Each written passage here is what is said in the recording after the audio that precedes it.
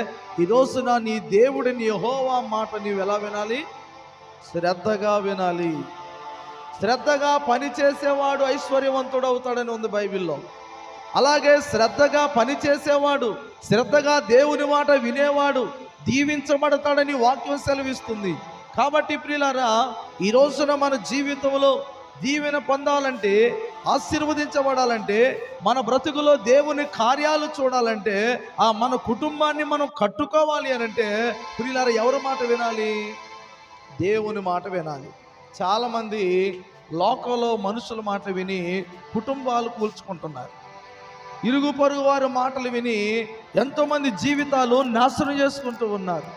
అందుకనే భూ సంబంధమైన వ్యక్తుల మాటలు విని నీ జీవితాన్ని పాడు చేసుకునే కంటే నీ కోసం పరలోకాన్ని విడిచిపెట్టి భూలోకానికి వచ్చి నీ మేలు కోరి నీ కొరకు కలువరి సిలువలో ప్రియులారా రక్తాన్ని చిందించి నీ కొరకు ప్రాణం పెట్టి పునరుద్ధరణైన తిరిగి లేచినటువంటి యేసుక్రీస్తు మాటను వింటే నీ జీవితంలో గొప్ప మేలు నువ్వు పొందుకుంటావు. అందుకే దేవుని వాక్యం ఏమని సెలవిస్తుంది? నీ దేవుడిని యెహోవా మాట నువ్వు ఎలా వినాలంట? శ్రద్ధగా వినాలి. విన్నప్పుడు నీ జీవితంలో దేవుని మీద ఒక విశ్వాసం అనేది కలుగుతుంది.